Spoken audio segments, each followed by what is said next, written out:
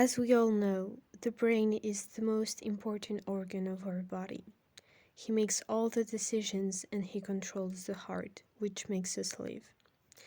He is a very gentle and quiet person, well, most of the time, and helps me make my decisions throughout the day, the good ones and the bad ones. He is also the reason I exist. I'm the body, and she exists. She's the heart, a very peculiar person. The only problem is that these two never agree and have very strong opinions of what I want and what I need, which creates a lot of anxiety and stress. Anyways, let's get back to the main character. As you can see, the brain is a really busy person.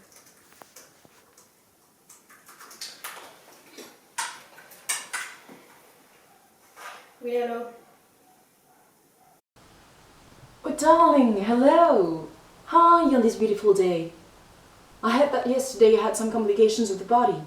Je voulais te rappeler que j'ai l'attention fragile. J'ai failli avoir une crise cardiaque.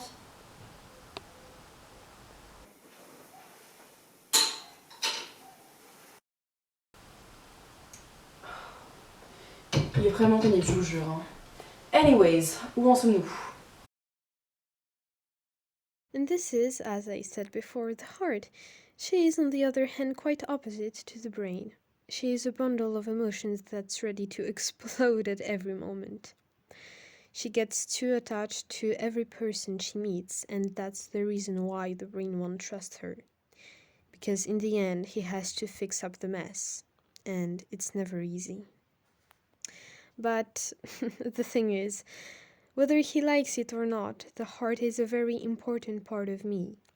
Indeed, she takes care of my health and also helps me to exteriorize my feelings through the bicycle emotions, but also with every type of art when the feeling is too strong. Indeed, she is a very creative person and she needs a form of technique to canalize the energy that she has. The heart is also very wise and thoughtful, and thanks to her empathy, she can put herself in someone else's shoes and understands her feelings without letting it drown her too much. She never looked nice.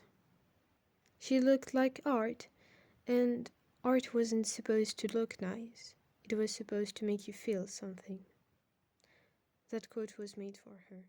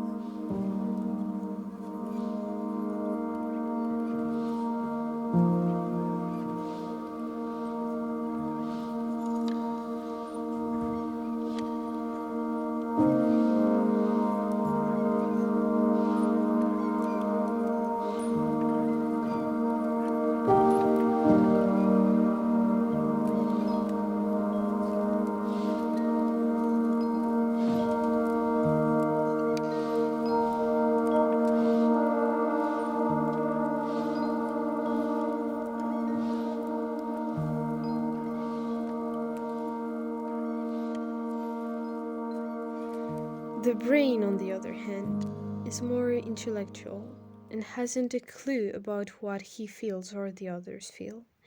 He is very organized and studious. He likes to read a lot, most of all poetry. He eventually wrote and let all of the inside expand on a white sheet of paper. He bleeds on paper, as he likes to say it. He also likes chests and journals, makes him entertained and shuts the thoughts in his mind. He loves thinking for someone, but he hates thinking of him. He overthinked a lot, and that wasn't good for him nor to the rest of the body. He loved music, classical music in particular, and most of all, he liked rainy days of October. Fall was the only time of the year that he felt at ease with himself. He'd watch the raindrops fall on the floor and the clouds move in the sky. It was like everything was into place and everyone stopped talking, even his mind.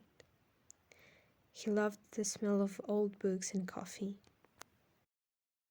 He benefited of two rooms very different. The first one was a control space with a blue chair and a TV in the middle of it. He liked to call it the intellect room.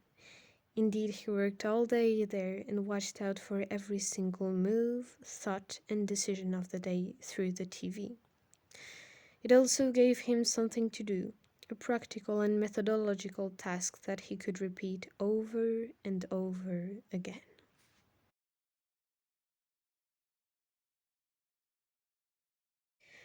The second room was, on the other hand, very little space full of dried flowers and old letters. The chamber was a memory space as well. Every single one of the most precious moments of our human life were kept there. It was his safe place. He liked to go there and think, read and write, and most of all, watch himself go by. The room was built with all the shades of brown and dark orange, even if there were some details in purple or pink.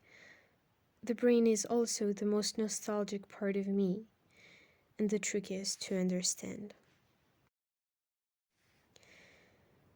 His heart was a secret garden, and the walls were very high, even to him.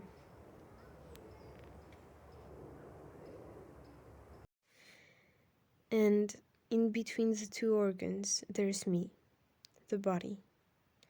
I provide every information to the brain, so he can make decisions.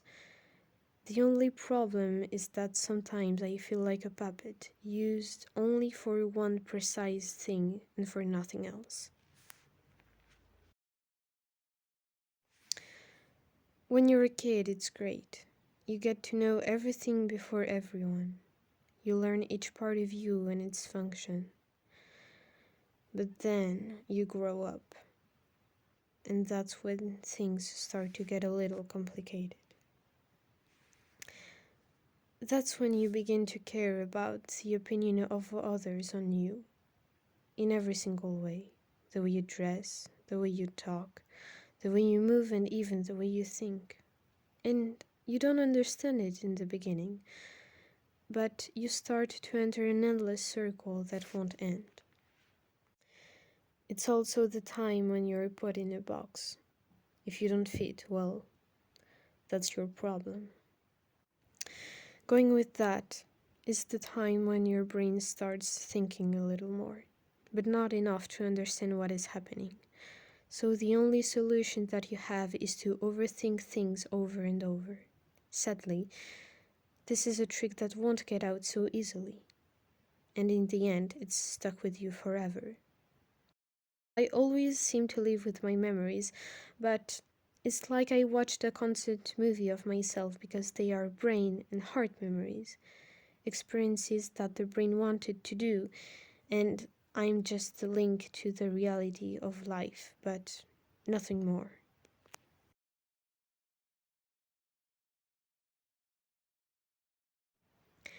I wish I could write.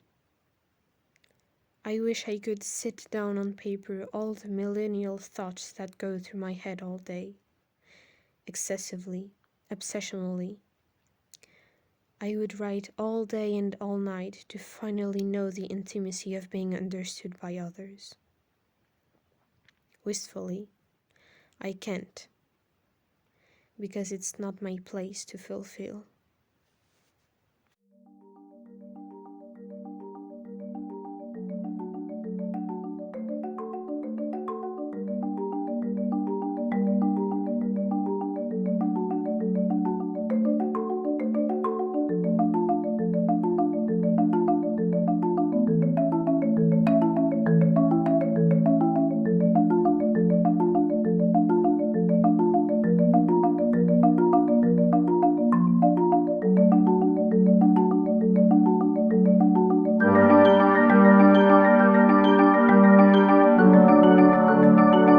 But for a few days now, It seemed like the brain was overwhelmed by problems. Taking care of the heart, taking care of the body, and taking care of himself seemed to be too much to handle. He was in a deep, deep place, lost and drowned in words that he didn't understand, surrounded by monsters he couldn't defeat. He tried so hard to be perfect for everyone that in the end he didn't know why he needed to take care of the whole damn world. He didn't live it anymore. He survived. Understand how a person could be filled with life and become empty all of a sudden. Where did it all go? Where did the joyful moments, thoughts, dreams, hopes go? Did it have a place, or was it just too much? So many questions without response, so many wasted smiles and laughs for an ending with tears. It wasn't logical, it didn't make sense, and all these questions were turning in his head without finding any answer. Hi, je voulais savoir si tu allais bien. J'ai entendu que ça fait des jours que le corps ne se lève pas. I was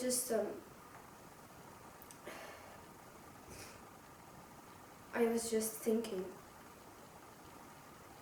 you know,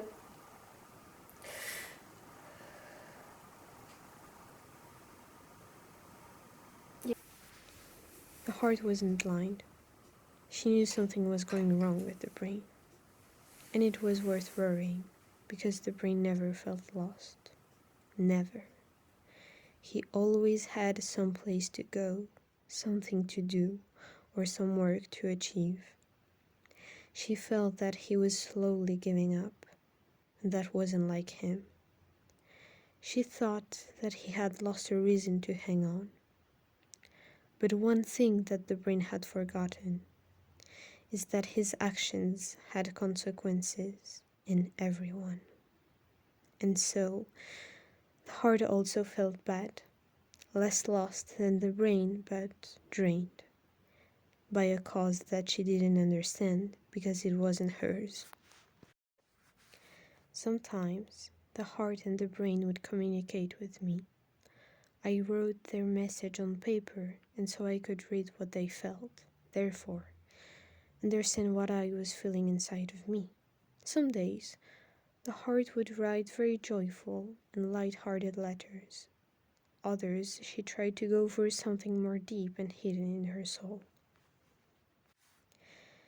Whereas the brain didn't put explicit words on his thoughts. It was always two sentences and veiled secrets that he would picture in his poems. He also didn't write a lot for me. Twice a month, maybe. Not more. The bottom line, I was always searching for details in my behavior that might enlighten me about my brain situation. But it was a lost cause, unfortunately.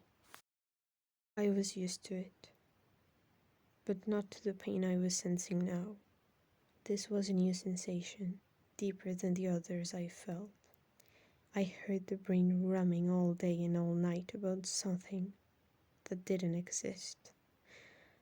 I finally came to the conclusion that he was more afraid than lost.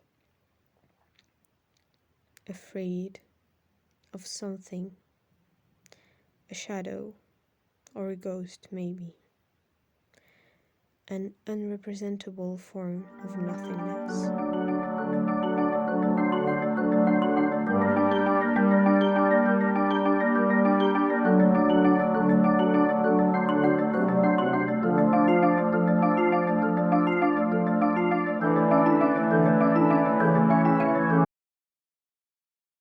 It eventually came to a point where it felt like time had frozen up. Nobody moved.